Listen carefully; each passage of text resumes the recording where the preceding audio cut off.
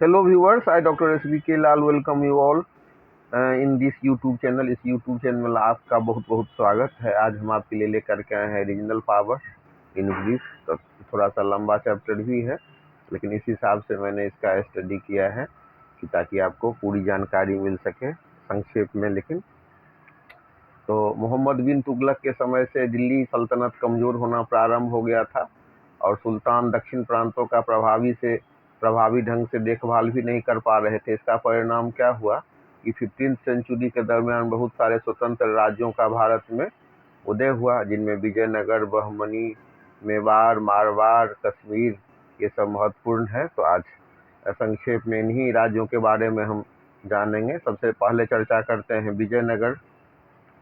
तो संगम राजा के दो बेटे हरिहर और बुक्का के द्वारा विजयनगर साम्राज्य की स्थापना होती है। 1336 ईस्वी में गुरु विद्यारण के प्रेरणा से तुंगभद्रा नदी के किनारे विद्यानगर और विजयनगर राज्य की स्थापना की गई थी इन्हीं दो भाइयों के द्वारा, हरिहर और बुक्का। तो बहुत इम्पोर्टेंट है कि विजयनगर साम्राज्य की स्थापना किसने की थी, तो इसका श्रेय जाता है हरिहर और बुक्का, जो दो भाई थे, और इसको कहा जाता है वर्तमान में हम्पी।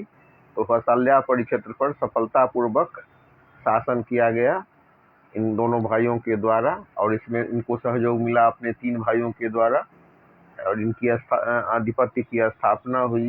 इन्होंने सफलतापूर्वक शासन किया। फिर बुक्का के द्वारा हरिहर के बाद 1356 ईस्वी में वो गद्दी पर सत्तासीन हुए और 1356 से लेकर के 1377 ईस्वी तक अपना मजबूत पकड़ कायम रखे। और इस वंश के मतलब इस राज्य के विजयनगर राज्य के जो प्रमुख शासकों की बात किया जाए तो देवराय प्रथम एवं देवराय द्वितीय हैं विजयनगर साम्राज्य के प्रमुख शासक में। और जैसे कृष्णदेव राय के बारे में हम सब लोग जानते हैं कि कितना अभी भी लोक कथा के माध्यम से और विदूषक के माध्यम से, तेनालीराम के माध्यम से आज तक उनको याद रखा जाता है। कई मिथक भी जुड़ते गए इतिहास में।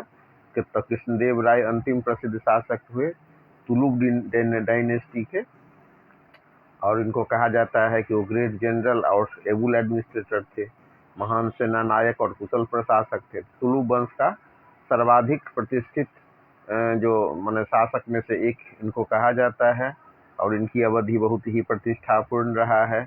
और इसके बाद हम देख सकते हैं कि मतलब ये विजयनगर साम्राज्य में बहमनी के साम्राज्य के साथ युद्ध करते करते इनका भी फिर शक्ति में छीन हो जाता है, और ये बहमनी साम्राज्य के साथ युद्ध का कारण होता है कि रेचर दोआब क्षेत्र पर कब्जा करना। दोआब का अर्थ होता है कि जो दो ओर पानी से भरा हुआ हो, दो मतलब दो, आब मतलब पानी। तो जो दो क्षेत्र, ऐसा क्षेत्र जो दो तरफ से पानी से घिरा हुआ हो, उसको दोआब कहते हैं।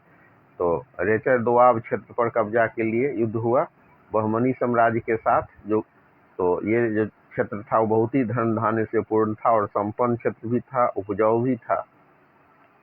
अब बहमनी जो हमारा विजयनगर साम्राज्य है, विजयनगर राज्य है, उसके बारे में जो विदेशी यात्री सब आए हैं उन्होंने भी लिखा है। तो लिखने वाले में पुर्तगाल का डोमिगो पेस, पर्सिया का अब्दुल रजाक और दूसरे विदेशी यात्री ने भी विजयनगर के प्रशासन और विकसित होते व्यापार के संबंध में लिखा है। सबसे ऊपर में होता था प्रशासन में किंग, सर्वोच्च पद पर आसीन होता था, और एडमिनिस्ट्रेशन, आर्मी और जुडिशियरी तीनों का हेड होता था, मतलब कार्यपालिका, न्यायपालिका और विधान पालिका तीनों का हेड होता था। और उसके नीचे होता था काउंसिल, जो उसको सलाह देता था बहुत सारे मामलों में, और उसे सलाह वो मांग सकता था, वो सलाह दे भी सकता था। अब राजा पर निर्भर था कि उसके सलाह को माने या नहीं माने। तो जो अभिजात्य वर्ग थे, दरबारी लोग थे या मतलब काउंसिल थे, इस तरह से उनको सलाह दिया करते थे। और कॉइन सब जो मिला है उससे प्राप्त होता है, जानकारी मिलती है कि राजा वैष्णव थे। समाज तीन भागों में विभक्त था। एक था nobles, high officials, big traders, ये सब आते थे उच्च श्रेणी में, हाई इनकम ग्रुप में या मतलब अभिजात्य वर्ग में। और दूसरे श्रेणी में आते थे मिडिल क्लास के लोग, और तीसरे में आते थे कॉमनर्स, सामान्य जन। तो समाज में वर्ण व्यवस्था थी, मतलब समाज ब्राह्मण, क्षत्रिय, वैश्य, शूद्र में विभाजित था। और जो बहुत संपन्न आदमी थे उनको ये अधिकार था कि एक से अधिक पत्नी रख सकते थे। और सबसे दयनीय, सबसे खराब पहलू था, इस समय में भी सती प्रथा सब चल रहा था, चाइल्ड मैरिज था। हालांकि कुछ महिलाओं को कुछ अधिकार दिए गए थे, एजुकेशन सिस्टम में वो आ सकते थे, और एजुकेशन टेम्पल में दिया जाता था, मंदिर थे शिक्षा के गढ़। और अगर हम आर्ट और आर्किटेक्चर की बात करें तो विठल स्वामी और विरूपाक्ष जैसे मंदिर इस क्षेत्र में इस समय में बनाए गए। और जो कल्याण मंडप जैसा जो विशाल पिलर का हॉल है वो बनाया गया। अब इसको संक्षेप में समझने के बाद अब समझते हैं हम बहमनी साम्राज्य के बारे में।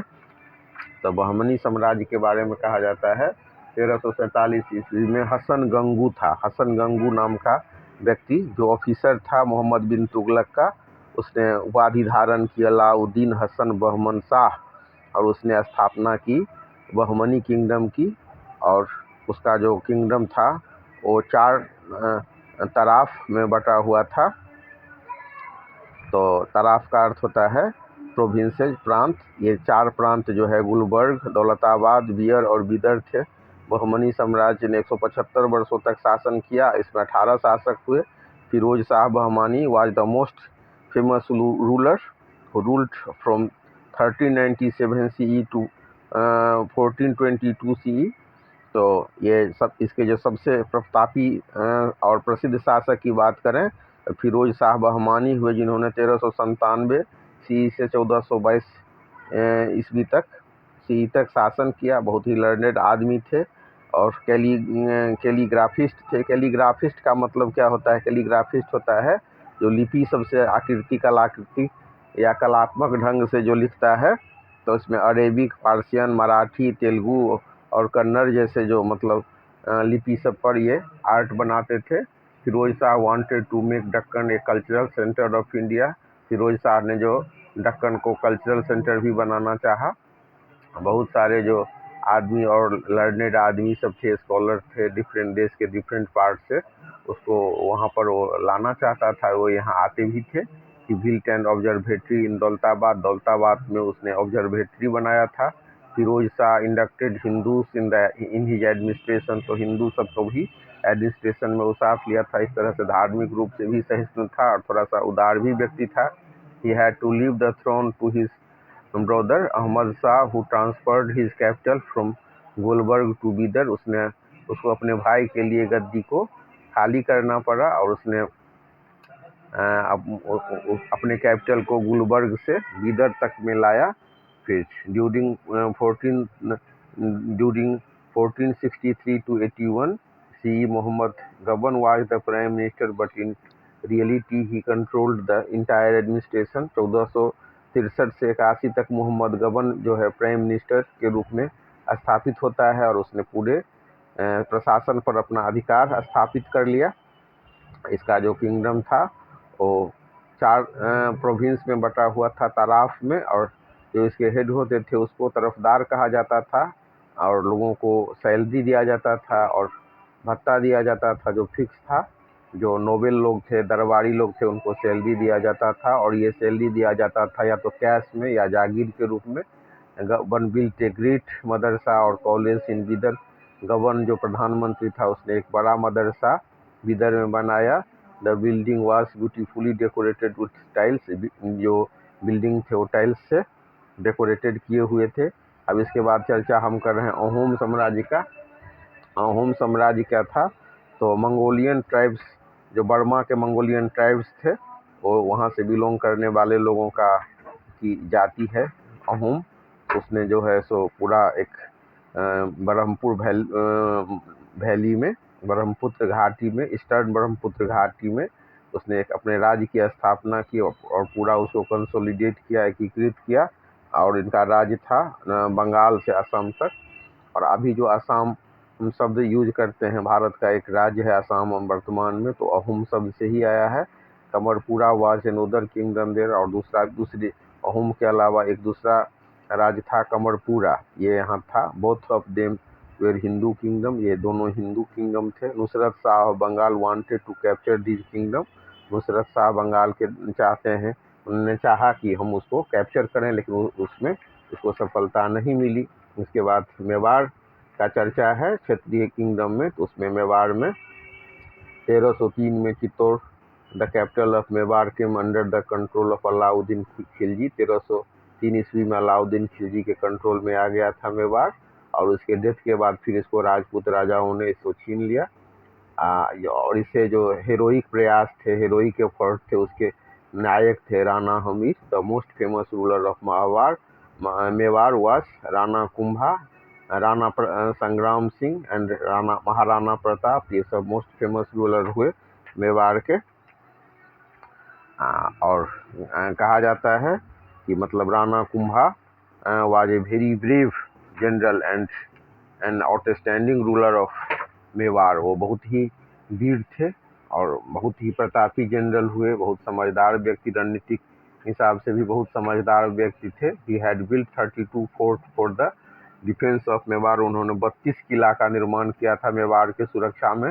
Rana Kumbha constructed the magnificent Kirti Stambh to celebrate his victory over Malwa. आज भी हम कीर्ति स्तंभ को देख सकते हैं मालवा में।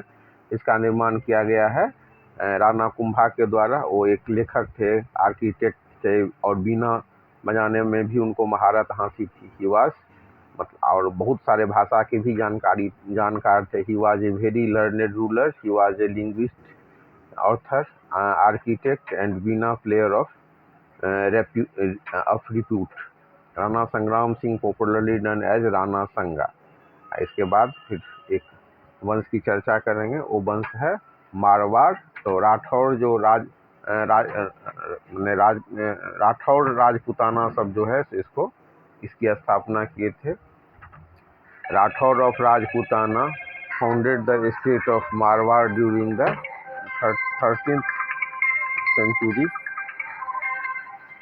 अब ये जो राठौड़ थे, राजपूताना राठौड़, इन्होंने इस मारवाड़ वंश की स्थापना की थी 13th सेंचुरी में। Rao Jodha was an important king of Marwar. Rao Jodha इसके बहुत प्रतापी शासक हुए, और he founded the city of Jodhpur which became the capital of Marwar. और मारवाड़ की राजधानी जोधपुर में स्थापित गई थी, जो इन्हीं के द्वारा स्थापित की गई थी। और उसके बाद हम थोड़ी सी चर्चा कर लेते हैं कश्मीर का। तो कश्मीर पर सुल्तान, मुगल, अफगान, सिख और डोगरा शासकों के द्वारा शासन किया गया 15th सेंचुरी में। और हिंदू मैथोलॉजी के हिसाब से शिवायत कल्चर और ट्रिका फिलोसफी पीक पर था इस समय में। और राजा जो जिनके समय में ये पीक पर था उसका नाम है ललितादित्य। 699 से 736 ईस्वी तक इन्होंने शासन किया था। मारतंड टेम्पल जो सूर्य को समर्पित है, और बहुत सारे बुद्ध मठ का भी निर्माण इनके पीरियड में किया गया था। और 13th सेंचुरी में रिंचेन शाह 1325 से 27 तक फर्स्ट मुस्लिम रूलर हुए कश्मीर के, और उन्होंने पहले मस्जिद का निर्माण किया था।